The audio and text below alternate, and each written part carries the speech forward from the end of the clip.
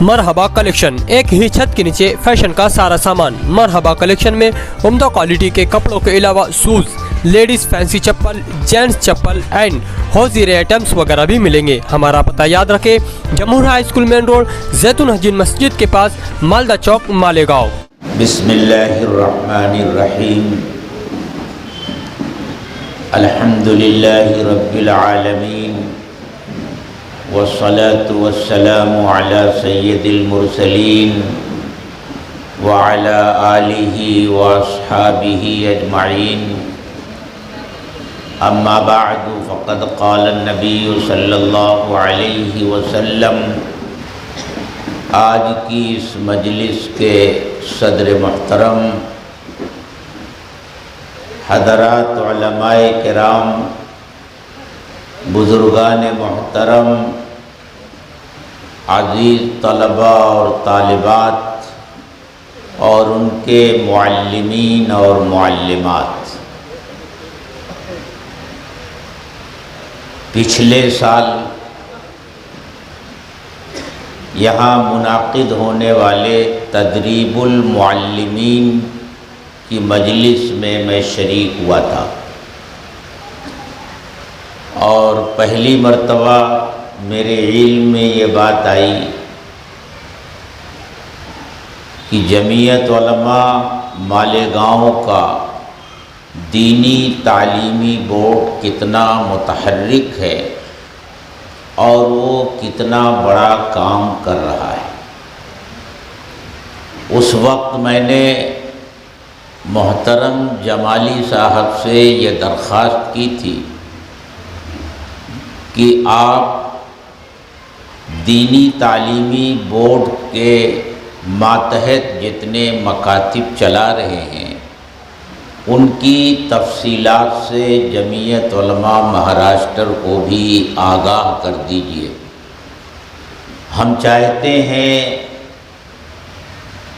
کہ مالیگاؤں میں جو کام ہو رہا ہے اس کا علم پورے مہاراشٹر میں ہر ضلع کے جمعیت علماء کے ذمہ داروں کو اس کا علم ہو، تاکہ جو نظام یہاں چل رہا ہے وہاں بھی قائم کیا جا سکے اور ان کو بھی تحریک ملے، ترغیب ملے۔ لیکن نہیں معلوم کہ جمالی صاحب کی کیا مجبوری تھی کہ انہوں نے ایسی کوئی تفصیل جمعیت علماء مہاراشٹر کو نہیں بھیجی اور آج تک نہیں بھیجی۔ انہوں نے یہ شکایت تو کر دی کہ میں نے حلیم اللہ سے ایک بات کہی تھی اور وہ بات پوری نہیں ہوئی۔ آپ جانتے ہیں کہ جمعیت علماء مہاراشٹر میں کوئی ایک فرد پوری جماعت کا مالک نہیں ہوتا۔ آپ مجھ سے انفرادی طور سے کوئی بات کہہ دیں، میرے علم میں تو آ جائے گی، لیکن جب تک وہ بات جمعیت علماء مہاراشٹر کی ورکنگ کمیٹی میں نہیں آئے گی اور اس سلسلے میں ورکنگ کمیٹی کوئی فیصلہ نہیں کرے گی تو کوئی چیز طے نہیں ہو سکتی۔ اس لیے میں ایک مرتبہ پھر جمالی صاحب سے کہتا ہوں کہ اس سلسلے میں اگر آپ جمعیت علماء مہاراشٹر کا کوئی تعاون چاہتے ہیں تو اسے تحریری طور سے جمعیت علماء مہاراشٹر کے پاس بھیجیے، اسے ورکنگ کمیٹی میں رکھا جائے گا، اور امید ہے کہ جمعیت علماء مہاراشٹر کی ورکنگ کمیٹی کوئی مثبت فیصلہ کرے گی۔ ابھی کچھ دنوں پہلے جمعیت علماء مہاراشٹر کی ورکنگ کمیٹی کا اجلاس ہوا تھا۔ اس اجلاس کے ایجنڈے میں جمعیت علماء مہاراشٹر جو اکولا، بلڈانا اور تڑوی برادری کے درمیان جو مکاتب چلا رہی ہے ان کی تفصیلات آئیں۔ اس موقع پر میں نے حضرت مولانا مفتی اسماعیل صاحب موجود تھے، مولانا امتیاز اقبال صاحب موجود تھے۔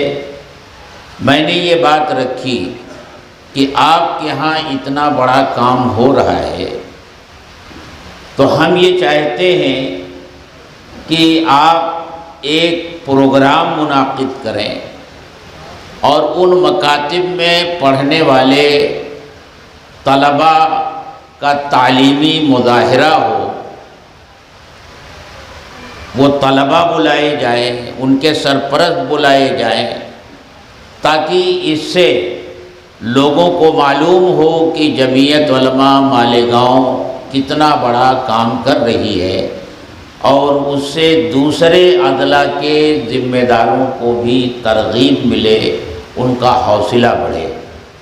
الحمدللہ آج وہ مجلس منعقد ہوئی، طلباء آئے، 151 مکاتب کے طلباء آئے، جس میں 216 معلم اور معلمات کام کر رہے ہیں، وہ بھی تشریف لائے، اور مغرب بعد سے لے کر اب تک انہوں نے اپنی صلاحیتوں کا مظاہرہ کیا، نعتیں پڑھی، تقریریں کی، قرآن کریم کی تلاوت کی۔ اس سے اندازہ ہوا کہ کس طرح کی محنت ان دیہاتوں میں اور ایسی جگہوں پر جہاں کبھی دین کا چرچا نہیں تھا، جمعیت علماء مالیگاؤں کے دینی تعلیمی بورڈ کی کوششوں سے اتنا بڑا کام ہو رہا ہے۔ میں مبارکباد پیش کرتا ہوں دینی تعلیمی بورڈ کے تمام ذمہ داروں کی خدمت میں، اور جو کچھ میں نے دیکھا اور جو کچھ طلباء سے میں نے سنا، اس سے میں بہت پر امید ہوں کہ انشاءاللہ اس کام میں مزید تقویت آئے گی اور یہ کام اور آگے بڑھے گا۔ ایسے بابصیرت، بیدار مغز، حالات کے رخ کو پہچاننے والے قائد علماء اللہ تعالیٰ نے ہمیں دیے ہیں۔ میرے دوستو، جب ملک تقسیم ہو گیا، مسلمانوں کا جو کریم طبقہ تھا وہ تو ہجرت کے نام پر بھاگ گیا، اسے ان بھگوڑوں نے اپنے اس بھاگنے کو ہجرت کا نام دیا، بھاگ گئے، اپنی دنیا کے مستقبل کو سنوارنے کے لیے چلے گئے۔ یہاں جو مسلمان بچا وہ سہما ہوا تھا، ڈرا ہوا تھا، خوف زدہ تھا، اب کیا ہوگا اس کا۔ اور یہاں جو نظام حکومت قائم ہونے جا رہا تھا وہ جمہوری نظام حکومت قائم ہونے جا رہا تھا، یہاں کی حکومت سیکولر حکومت بننے جا رہی تھی، اور جو حکومت سیکولر ہوتی ہے وہ کسی کے مذہب کو، اس کی اشاعت کی، اس کی ترویج کی، اور اس مذہب کے ماننے والوں کو تعلیم دینے کی پابند نہیں ہوتی۔ ہر مذہب کے ماننے والوں کو اپنے مذہب کی تعلیم کا خود انتظام کرنا پڑتا ہے۔ تو جمعیت علماء کے اکابر نے، خاص طور سے مجاہد ملت نے، جو اس وقت جمعیت علماء ہند کے جنرل سیکریٹری تھے، اور مفکر اسلام حضرت مولانا سید ابو الحسن علی ندوی رحمۃ اللہ علیہ نے بالکل بجا بات کہی ہے کہ ہمارے یہاں القاب اور خطابات تو اس طرح تقسیم ہوتے ہیں جیسے ریوڑیاں تقسیم کی جائیں، بس کسی کو علامہ بنا دیا، کسی کو مفکر بنا دیا، اور کسی کو کچھ بنا دیا۔ کہتے ہیں اس میں ایسا ہوتا ہے گویا جھولے میں یہ القاب لے کر کے چل رہے ہیں اور جس کو چاہا دے دیا۔ فرمایا میرے علم کی حد تک ہندوستان کے اندر جن چند ہستیوں کو خطابات دیے گئے ہیں جو ان کی شخصیت پر پورے اترتے ہیں، بلکہ پورے ہی نہیں اترتے، ان القاب کو عزت اور احترام مل رہا ہے ان شخصیت کی وجہ سے۔ اس میں ایک مولانا حفظ الرحمان سیوہاروی ہیں جنہیں بجا طور سے مجاہد ملت کا خطاب دیا گیا۔ یہ دینی تعلیمی بورڈ کا جو نظام ہے 1947 کے بعد ان بزرگوں نے محسوس کیا تھا کہ لوگ تو بھاگ گئے، اب مسلمان لٹا پٹا یہاں موجود ہے، ان کے بچوں کی تعلیم کا انتظام کیا ہوگا؟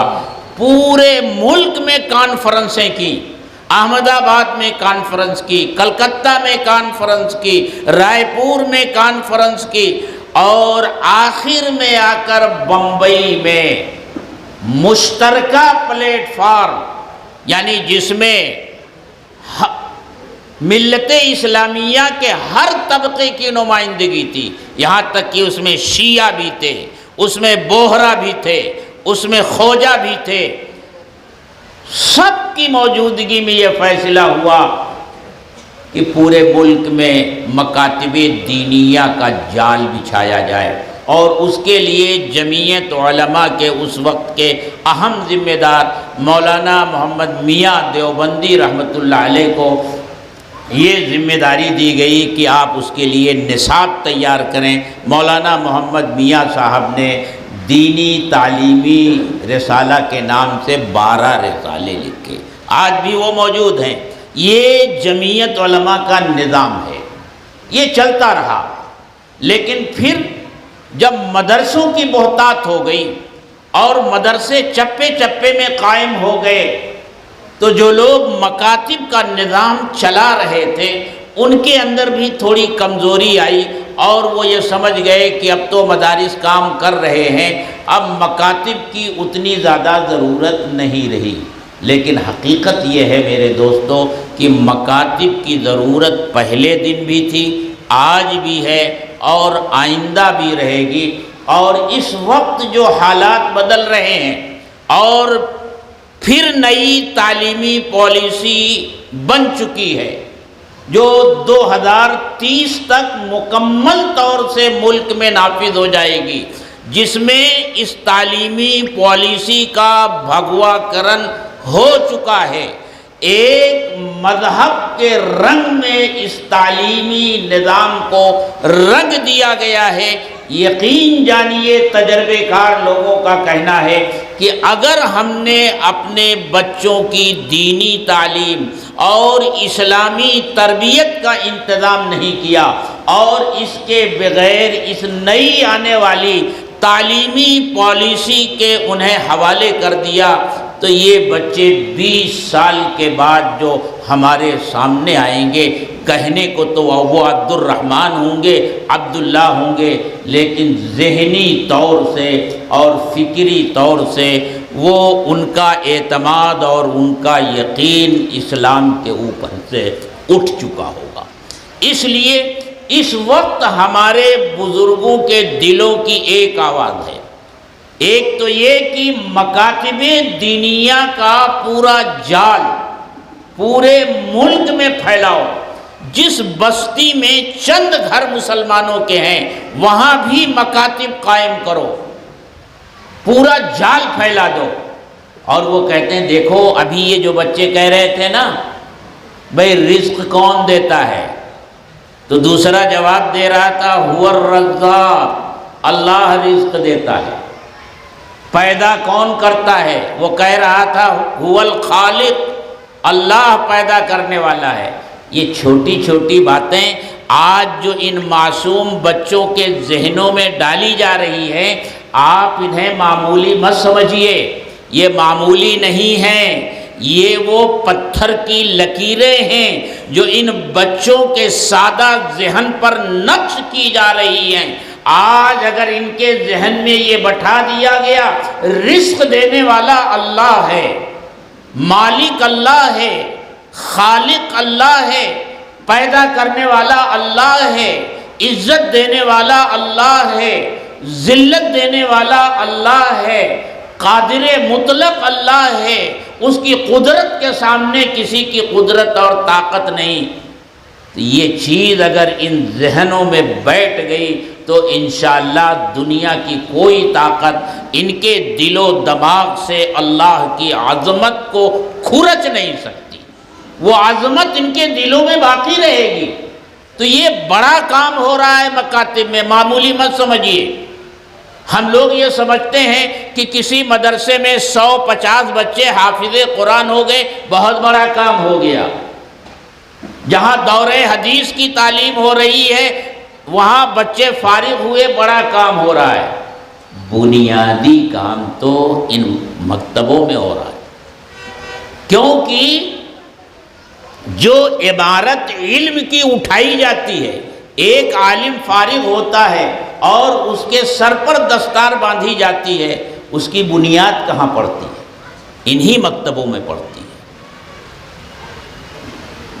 بنیاد جب مضبوط ہوتی ہے تو اس پر تعمیر ہونے والی عمارت بھی مضبوط ہوتی ہے۔ بنیاد اگر کمزور ہوتی ہے تو اس پر تعمیر ہونے والی عمارت بھی پائیدار نہیں ہوتی۔ آج ہمیں نظر نہیں آ رہا ہے، یہ تو حقیقت ہے کہ بنیاد میں جو پتھر رکھا جاتا ہے وہ نظر نہیں آتا۔ اوپر عمارت ضرور نظر آتی ہے لیکن بنیاد میں رکھا جانے والا پتھر نظر نہیں آتا۔ مکتب کی یہ تعلیم چھوٹے چھوٹے جملوں میں اہم عقیدے اپنے بچوں کے ذہن میں ڈال دینا، اللہ کی ذات کا تعارف کرا دینا، اللہ کی صفات کا تعارف کرا دینا، ایمان مجمل کی صورت میں، ایمان مفصل کے صورت میں تمام عقائد اپنے بچوں کے ذہن میں محفوظ کر دینا، یہ کوئی معمولی کام نہیں ہے میرے دوستو، بہت بڑا کام ہے۔ اور یہ کام مزید بڑھنا چاہیے اور مکاتب کا سلسلہ چلتے رہنا چاہیے۔